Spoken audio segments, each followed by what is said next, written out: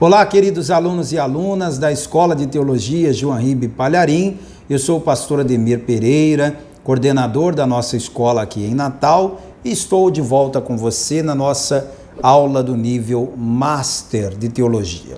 Estamos encerrando a matéria das Epístolas Paulinas. E olha, hoje nós vamos estudar as Epístolas Pastorais. Foram aquelas epístolas que Paulo escreveu diretamente a seus filhos na fé, aqueles jovens pastores que eram mentorados por ele, que eram orientados por ele, que foram consagrados por ele, e essas epístolas, elas têm um peso ministerial muito grande. Inúmeras vezes eu medito nessas epístolas e extraio delas forças para continuar lutando no ministério. Tenho certeza absoluta que através desse estudo sobre as epístolas de Timóteo e Tito, 3 epístolas pastorais, você vai aprender bastante. E se você exerce o ministério pastoral, você vai extrair destas epístolas lições preciosas para a sua vida cristã. Antes de qualquer coisa, eu quero fazer uma oração com você agora, para que o Espírito Santo venha nos guiar neste mergulho que nós iremos fazer na palavra do Senhor. Oremos. Senhor, nosso Deus e nosso Pai Todo-Poderoso, eu te bendigo e te glorifico por ter chegado até aqui com esses alunos. Eu sei o quanto é precioso o nosso tempo. O meu tempo é precioso e eu tenho dedicado esse tempo para estar aqui ministrando essas aulas online, e esta pessoa tem dedicado o tempo dela, que também é precioso, para poder acompanhar estas aulas. Não apenas assistindo como quem vê um vídeo de forma desinteressada, mas esta pessoa para tudo, assiste com atenção, abre a apostila, confere na Bíblia, medita, e eu oro, meu Deus, para que através deste curso, esta pessoa que exerce o ministério possa exercê-lo com excelência em nome de Jesus. Que assim seja feito. Amém. E graças a Deus. Glória a Deus, graças a Deus. Vamos abrir então na segunda carta de Paulo a Timóteo, para a gente começar. 2 Timóteo, capítulo 1, versículo 5. Aliás, 1 Timóteo, capítulo 1, verso 5. Ora, o fim do mandamento é a caridade, ou seja, é o amor de um coração puro, de uma boa consciência e de uma fé não fingida. Vamos ler agora na apostila, lembrando que você pode obter a sua apostila de forma digital, para você ler no seu computador ou no seu celular, no seu tablet.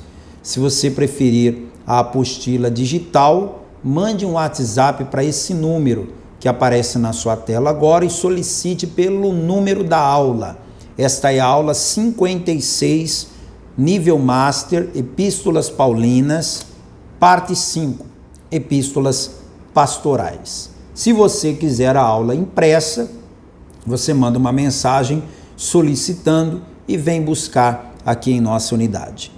As Epístolas Pastorais receberam esse nome porque ensinam a seus destinatários a melhor forma de administrar e resolver problemas relacionados às igrejas pelas quais são responsáveis.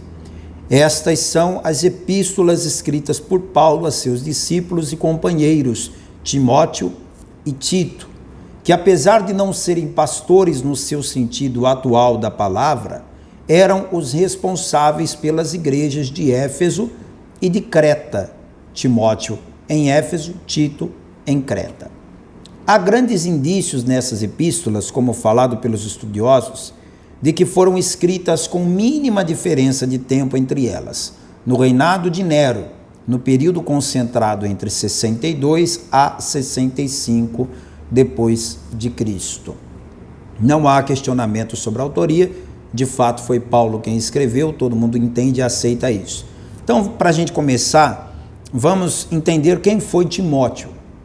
Em Atos capítulo 16, verso 1, temos a primeira citação bíblica sobre Timóteo. Atos 16, verso 1. E chegou a Derbe. Quem chegou? Paulo. E chegou a Derbe e a Listra. E eis que estava ali um certo discípulo por nome Timóteo, filho de uma judia que era crente, mas de pai grego. Em Atos 16, verso 1, vemos que Timóteo era filho de uma judia, convertida ao cristianismo, com um grego gentil. Timóteo foi criado na fé cristã por sua mãe Eunice e por sua avó Lóide. Paulo cita essa informação quando escreve a segunda carta a Timóteo. Vamos comigo lá, 2 Timóteo capítulo 1, verso 5. Trazendo à memória a fé não fingida que em ti há, a qual habitou primeiro em tua avó Lóide e em tua mãe Eunice, e estou certo de que também habita em ti. Na segunda carta de Paulo a Timóteo, capítulo 3, verso 15, Paulo mais uma vez cita a conversão de Timóteo, os seus primeiros passos. E que desde a tua meninice sabes as sagradas letras que podem fazer-te sábio para a salvação, pela fé que há em Cristo Jesus.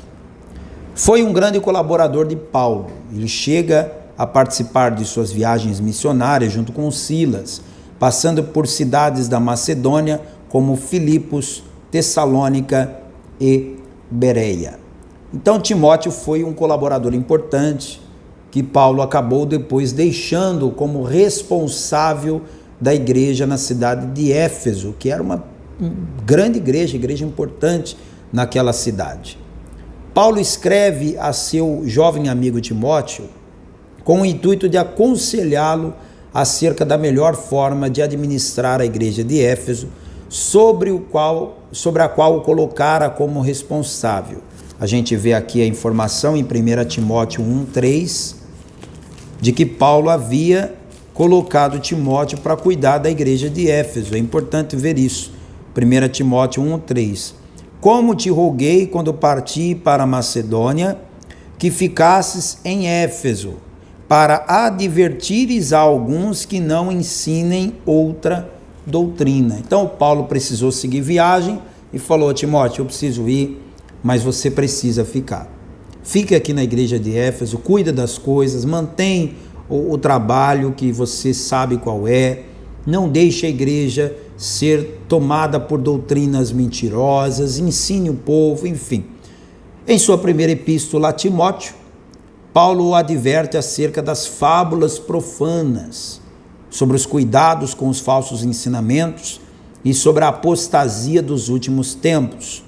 Também fala sobre como devem se portar os diáconos e presbíteros na igreja e quais as características que devem fazer parte do caráter desses obreiros. É importante que o aspirante a pastor, ou que já é pastor, constantemente dê uma lida nesta epístola, porque às vezes, por força da necessidade da obra, a gente acaba passando por cima de alguns critérios e acabamos colocando pessoas na obra. Por quê? Porque a obra precisa, porque a seara é grande e os ceifeiros são poucos. De fato, Jesus disse isso.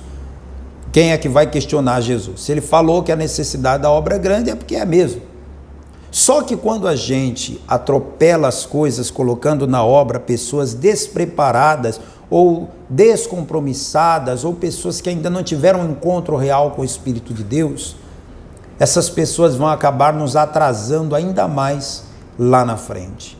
Ou seja, eu sozinho chegaria mais rápido do que acompanhado de uma pessoa que só me atrasa, de uma pessoa que não está comigo nas mesmas pisadas. Então Paulo fala com Timóteo: Timóteo, olha, tome cuidado com as fábulas que contam, porque tem gente que conta as fábulas profanas por aí, que não tem nada a ver com a Bíblia, que não tem nada a ver com a palavra. Toma cuidado. Toma cuidado, Timóteo, com os falsos ensinamentos. E se prepara, porque vai chegar um tempo que as pessoas não vão mais querer ouvir a verdade e vão começar a se desviar para falsos ensinamentos. Então você, Timóteo, pregue a palavra genuína. Esse foi o conselho de Paulo para esse jovem pastor. Também fala sobre como se devem portar os diáconos e presbíteros na igreja. O Paulo, como apóstolo, vai colocar ordem na casa. A igreja não é a casa da mãe Joana. A igreja não é lugar de anarquia, de cada um fazer o que acha que deve ser. A igreja, isso é importante que se diga, o governo da igreja não é democrático, não é. Democracia é um sistema de governo onde o poder emana do povo e para o povo. Só que na igreja não é uma democracia, o poder não emana do povo, nem para o povo. O poder é de Deus. E tudo que é feito na igreja é para Deus. Então, se é por Deus e para Deus, então é Deus quem tem que decidir. E quem Deus escolheu é esse, então é esse que vai ser. Ah, mas todos acham que deve ser aquele, mas Deus escolheu esse, então é esse que vai ser. A igreja não é um sistema democrático, a igreja é uma teocracia, é Deus controlando, é Deus no controle total. Paulo passa toda a epístola advertindo a Timóteo a não se deixar levar pelas apostasias que o cercavam e a perseverar naquilo que lhe ensinara acerca da fé em Cristo, trabalhando sempre em prol do Evangelho, além de orientar a igreja acerca dos falsos mestres que estavam causando problemas na igreja de Éfeso. Veja o que Paulo escreve aqui, olha. Na apostila mesmo a gente colocou aqui um trecho, do verso 13 ao 16 do capítulo 4. Olha o conselho de Paulo para o seu jovem discípulo Timóteo. Persiste em ler, exortar e ensinar até que eu vá. Persista. O que é persistir? É continuar fazendo quando você não quer mais fazer. É isso. Persistir é continuar fazendo quando todos à sua volta já desistiram. Isso é persistir. Persistir em ler. Vale lembrar que essa é uma carta pastoral, ok? Então, o Paulo está escrevendo para um pastor. Acredita se eu te disser que muitos pastores não persistem mais na leitura da palavra? Já leram, mas não leem mais. Alguns nunca nem leram. Há pastores que estão no ministério há anos e ainda não leram a Bíblia toda. E eu não estou aqui me gabando de que eu sou um grande leitor da palavra, não, de forma alguma. Eu estou simplesmente explicando para você que Paulo, na época que estava vivo, já aconselhava os jovens pastores, persista em ler. E olha, nós estamos vivendo a era da distração. Antigamente, quando eu comecei no ministério, não existia internet, e não existia. Eu comecei no ministério na época que a internet estava dando os primeiros passos. Então, eu ainda comecei no ministério na época das enciclopédias, na época das concordâncias bíblicas, que para você achar um texto da Bíblia, você tinha que recorrer a uma concordância bíblica e dicionários bíblicos.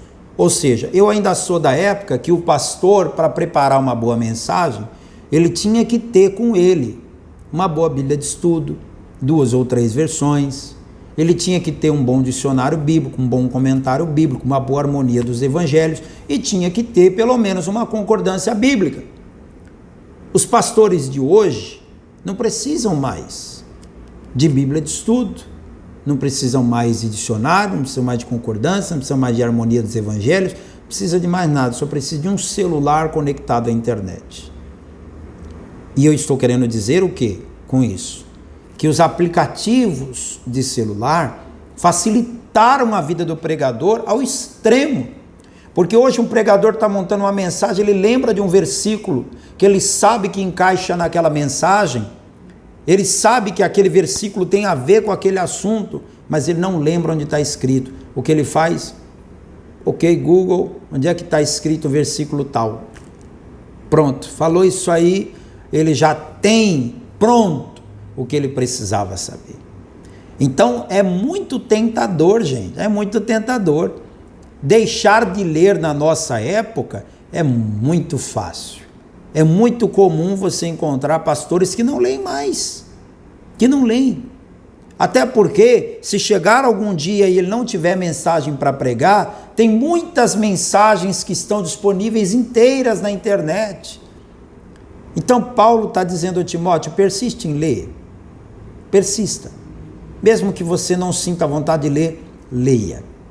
Mesmo que você esteja com sono, leia. Mesmo que você queira fazer outra coisa, leia. Persista em ler. A leitura é uma forma de você armazenar conhecimento na sua cabeça, mas também é uma forma do Espírito Santo falar ao seu coração, ao íntimo da sua alma. Persiste não só em ler, mas em exortar e ensinar. Esse exortar é no sentido de quê? De advertir, de aconselhar. O pastor deve ser um conselheiro. O pastor deve ser aquela pessoa que está sempre ali à disposição para dar conselhos, para mostrar o caminho. Ensinar já dá mais trabalho. Ensinar é abrir as escrituras, é mostrar princípios, é mostrar valores, é educar na fé. O pastor é um educador da fé, é um educador da vida cristã. E a vida de educador não é fácil, não, é trabalhosa, é desgastante. Quantas e quantas vezes uma professora tem que repetir o A, I, O, U até a salinha aprender? Quantas vezes a professora tem que fazer a continha de mais e de menos até a criançada aprender? Quantas vezes o pastor tem que pregar sobre novo nascimento até o pecador definitivamente aceitar uma nova vida com Deus? É desgastante, é trabalhoso, é pesaroso, mas ao mesmo tempo é prazeroso. Quando vemos esta obra sendo cumprida pelo poder do Espírito Santo. Então Paulo diz, persista, não desprezes o dom que há em ti, o qual te foi dado por profecia com a imposição das mãos do presbitério. Medita estas coisas, ocupa-te nelas, para que o teu aproveitamento seja manifesto a todos. Tem cuidado de ti mesmo e da doutrina, persevera nestas coisas, porque fazendo isto, te salvarás, tanto a ti mesmo, quanto aos que te ouvem. E aí eu vou fazer mais um comentário aqui. Ô Timóteo, não desprezes o dom que você recebeu. O dom que você recebeu, Timóteo, é mais valioso do que qualquer outra coisa. Se ocupa disso. Hoje é muito comum a gente ver pessoas que Deus chamou, que Deus levantou para pregar, que Deus capacitou com o dom da palavra da sabedoria, o dom do conhecimento, o dom de curar, o dom de operar maravilhas, o dom da fé, o Espírito Santo, enfim, capacitou tal pessoa. E deu a esta pessoa um chamado, um ministério para pregar. Mas alguns pastores têm desprezado o dom que receberam de Deus para pregar e têm se ocupado de outras coisas. Pastores que estão abandonando o altar para se ocupar em fazer leis como deputados. Outros deixando a ocupação do altar para se ocupar em ser defensores públicos de governantes, ativistas políticos. Outros têm deixado a ocupação do altar para se ocupar de outras coisas, de outros propósitos. Meu querido, minha querida, cada um tem o direito de escolher o que quer. Cada um tem o direito de decidir o que quer. A vida de cada um tem a sua particularidade. Eu não estou aqui para criticar A, B, C ou D, mas se Paulo falou para Timóteo, não despreze o dom que você recebeu, se ocupe nele, e Deus permitiu que essa carta chegasse a nós, e essa é uma epístola pastoral, eu não tenho como fugir do tema. Não tenho como fugir do tema. O que é que Deus está dizendo? Que o pastor deve se ocupar da palavra, não deve se ocupar de outras coisas. Você vê que os apóstolos lá no início da igreja, eles levantaram diáconos. E sob qual argumento? Eles disseram, não é razoável que a gente deixe o ministério da oração e da palavra e sirvamos as mesas. Veja, eles não queriam se ocupar de outra coisa. Então, para eles não terem que se ocupar com o serviço que outra pessoa podia fazer, eles disseram: nós vamos continuar fazendo o que Deus nos chamou para fazer, que é o ministério da oração e da palavra. Outras pessoas se ocupam de limpar, de servir, de fazer, porque o meu ministério é a oração e a palavra. Aí alguém vai dizer: pastor, mas é importante a gente ter deputados crentes. Eu acho muito importante. Pastor, é importante a gente ter senadores cristãos. Eu também acho importante. Mas será que logo aquele que foi chamado para pregar tem que deixar o altar para servir na política? Não estou dizendo que os cristãos atuais que estão na política não fazem um bom serviço como deputados, senadores ou seja lá o que forem. O que eu estou querendo dizer é que Paulo aconselhou a Timóteo a não se ocupar de outra coisa. Então se ocupa, você que é pastor, se ocupa do ministério da palavra. Deus lhe deu a oportunidade de ser um pregador, de ser um pastor, de ser um ministro da palavra. Você tem a oportunidade de fazer isso em tempo integral, melhor ainda. Então se ocupe 100%, porque se você fizer isso, você tanto vai salvar outros, como vai salvar-se a si mesmo. A segunda epístola de Paulo a Timóteo, vamos estudá-la. É breve o estudo que temos aqui. Nessa segunda epístola, Paulo escreve para Timóteo da prisão em Roma, pedindo que se juntasse a ele.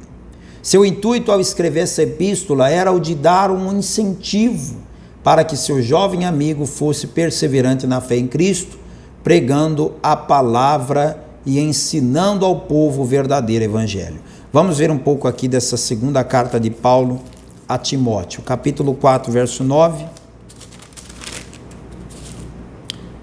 Procura vir ter comigo depressa. Por que Paulo usa essa palavra? Procura vir ter comigo depressa. Porque ele sabe que tem pouco tempo. Esse capítulo 4 de segunda carta de Paulo a Timóteo são as últimas palavras registradas na vida do apóstolo Paulo. Acredita-se que essas sejam de fato as últimas palavras dele. Que ele não tenha escrito mais nada depois disso. As condições com as quais ele estava quando escreveu isso aqui, deixa claro que ele estava no fim da vida. E ele quer Timóteo do lado dele. Procura vir ter comigo depressa. No verso 11, olha. Só Lucas está comigo. Toma Marcos e traze-o contigo. Ou seja, vem e traz o Marcos, porque me é muito útil para o ministério. Olha o verso 13. Quando vieres, mais uma vez o Paulo insistindo. Verso 21, procura vir antes do inverno. O Paulo, ele faz questão da presença do Timóteo. Não fosse Timóteo realmente um grande companheiro de Paulo, ele não iria fazer tanta questão da presença dele. Agora, o que eu acho magistral na carta de Paulo a Timóteo, a segunda carta, é esse capítulo 4, verso 1 ao 5, que está aqui na sua apostila e está aqui na palavra de Deus. Conjuro-te, pois, diante de Deus e do Senhor Jesus Cristo, que há de julgar os vivos e os mortos na sua vinda e no seu reino, que pregues a palavra. É como se ele estivesse dizendo: Timóteo, pelo amor de Deus, pregue a palavra. Você acha que um bispo, um apóstolo, um líder precisa pedir pelo amor de Deus para um pastor pregar a palavra? Não era de se esperar que um pastor pregasse a palavra? Não é o normal isso? Só que Paulo, ele está vendo tanta gente pregando heresia, ele está vendo tantos falsos pregadores, que ele olha para Timóteo naquela carta como se ele estivesse olhando nos olhos dele. Ele olha para aquela carta como se estivesse olhando nos olhos de Timóteo, e ele diz: Timóteo, meu filho, pelo amor de Deus, não faz o que os outros estão fazendo, não. Não se leve por esse caminho que outros estão indo, não. Pregue a palavra, pregue. Insista a tempo e fora de tempo. Redargue-as, repreenda-as, exorte-as com toda a longanimidade e doutrina, porque virá tempo em que não sofrerão a sã doutrina, mas tendo comichão nos ouvidos, amontoarão para si doutores, conforme as suas próprias concupiscências, e desviarão os ouvidos da verdade, voltando às fábulas. É triste, mas é necessário. Paulo tem que dizer: persevera em pregar a palavra, mesmo quando você achar que não é o momento, mesmo quando você achar que não é o tempo. Salomão disse em Eclesiastes 3 que para tudo há um tempo determinado. Para tudo no céu, debaixo do céu, há um tempo determinado. Mas toda lei, toda regra tem sua exceção. E a exceção é essa: há tempo para tudo, menos para pregar. Para pregar, temos que pregar a tempo e fora de tempo. E essa é a lição que Paulo nos ensina aqui. Versículo de número 5: mas tu, sê sóbrio em tudo, sofre as aflições, faze a obra de um evangelista, cumpre o teu ministério. Paulo está deixando um legado para trás, porque ele está dizendo: ô Timóteo, eu combati o combate, eu acabei minha carreira e guardei a fé, eu fiz o que Deus me entregou para fazer, vou morrer agora, mas vou morrer sabendo que a coroa da justiça me está guardada. Agora você tem muita estrada pela frente, meu filho. Sofre as aflições. Quem está falando para Timóteo sofrer as aflições é um homem que sofreu. Porque é fácil alguém mandar você fazer o que ela nunca fez. É fácil alguém mandar você viver o que ela nunca viveu. Mas Paulo tem moral para dizer: sofre as aflições, porque ele sofreu. Faz a obra de um evangelista. Ele tem moral para dizer isso, porque ele viveu fazendo a obra de um evangelista. Cumpre o teu ministério, Timóteo. Por que Paulo pode dizer isso? Porque ele cumpriu dele. E que nós, pregadores atuais, possamos um dia chegar como Paulo chegou no fim da estrada. E o desejo do meu coração é que eu tenha um Timóteo para poder dizer: Timóteo, cumpre o teu chamado aí, porque eu cumpri o meu. Sofre as aflições, porque eu sofri também.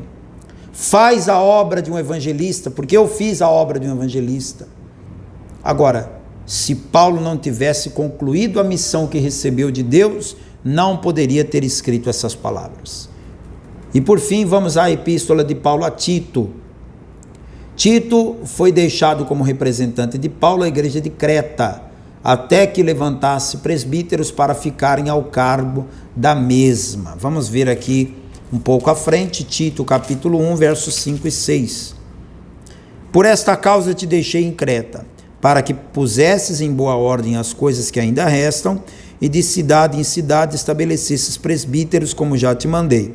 Aquele que for irrepreensível, marido de uma mulher, que tenha filhos fiéis, que não possam ser acusados de dissolução, nem obedientes, nem desobedientes. Então, estou te deixando aí em Creta até aparecer alguém com os critérios necessários para assumir a igreja.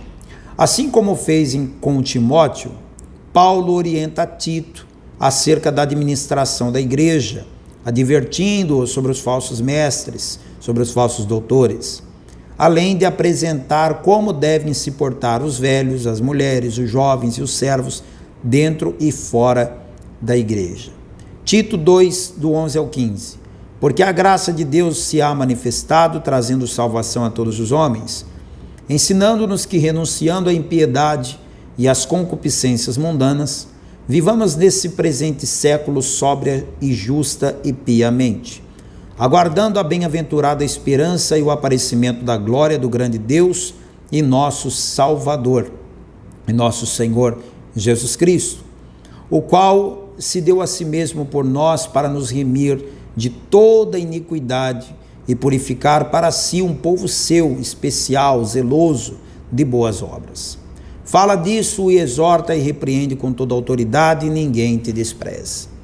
Em Marcos 16,15, Jesus nos deixa uma missão: pregar o evangelho em todo lugar.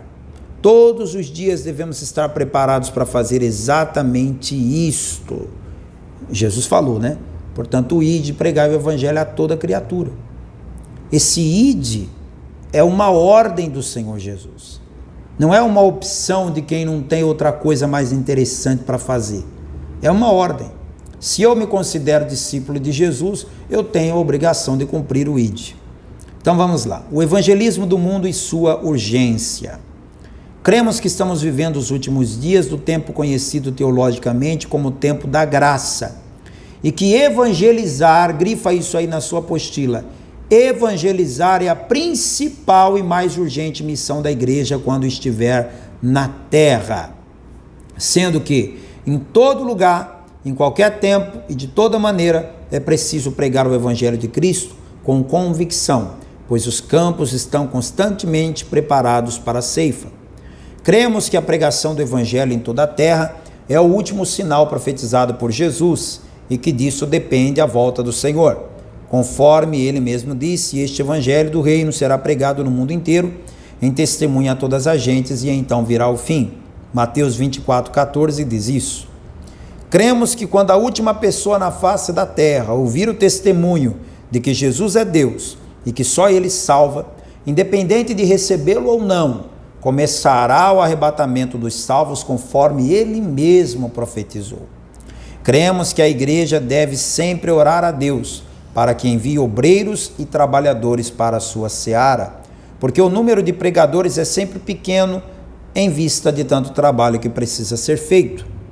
Cremos que ao homem e à mulher cabem chamados iguais na obra de evangelização da terra, e que não obstante o Senhor ter escolhido 12 homens como evangelista, da mesma maneira deu muita honra às mulheres, revelando-lhes verdades teológicas em primeiríssima mão, como por exemplo, a primeira pessoa a anunciar o nascimento do Salvador foi a idosa Ana. A primeira pessoa quem Jesus revelou ser o Messias prometido nas Escrituras foi a mulher samaritana, antes até de dizer aos próprios discípulos, e ela também foi a primeira missionária cristã do mundo a anunciar Jesus como Salvador do mundo, a ponto de trazer toda a sua cidade para ouvi-lo. O Evangelho registra em João 4, 25 ao 30 e 42. Muitos dos samaritanos daquela cidade creram em Jesus pela palavra da mulher. Olha só, e diziam a ela: já não é pelo que disseste que nós cremos, porque nós mesmos o temos ouvido e sabemos que este é verdadeiramente o Messias, o Salvador do mundo. A primeira pessoa a ver o Senhor Jesus ressuscitado e a primeira a anunciar que ele estava vivo depois da morte na cruz foi uma mulher chamada Maria Madalena. As primeiras, por assim dizer, pregadoras do telhado do mundo foram as mulheres que serviam Jesus com seus bens e sustentavam seu imenso grupo. A primeira pessoa a se converter em todo o continente europeu foi uma mulher de nome Lídia. Cremos que sempre foi propósito de Deus unir força das mulheres à dos homens, em benefício do reino, que até o Velho Testamento é rico em exemplos de mulheres que foram usadas por Deus para salvar vidas. É o caso de Débora, Ruth, Esther, Abigail, Raabe, entre outras, constituindo-se esta união numa grande bênção para a Igreja de Cristo, que deve seguir em frente, levando as boas novas a todo mundo, multiplicando-se a cada dia, aumentando o número de salvos que irão fazer parte do corpo espiritual de Cristo, enviando pastores e missionários até o dia que Jesus voltar, lembrando-se sempre das suas palavras em Lucas 19:13, negociai até que eu venha. Neste comentário do pastor João Henrique Palharim, no Evangelho Reunido, dá para perceber que há um chamado para nós também. Talvez você seja um pastor, talvez não seja. Talvez você já saiba o seu chamado qual é. Talvez ainda não tenha certeza. Mas o fato é, existe uma ordem. Ide e pregai. E esta ordem é para você. Jesus não colocou nada entre ir e pregar. Ele não falou, ide homens e pregai. Não, ele disse, ide e pregai. Ele não falou, ide aposentados e pregai. Ide jovens e pregai. Ide fulanos e pregai. Ele simplesmente deu a ordem, ide e pregai. Se você é jovem, velho, branco, negro, rico, pobre, se você é inteligente, bem formado, ou se você tem pouquíssima cultura, pouquíssimo estudo, não importa. Ide e pregai é a ordem. E para a gente caminhando para o final, está aqui. Até que todos cheguemos à unidade da fé, ao conhecimento do Filho de Deus, a homem perfeito, à medida da estatura completa de Cristo, para que não sejamos mais meninos inconstantes, levados em roda por todo o vento de doutrina, pelo engano dos homens que com astúcia enganam fraudulosamente.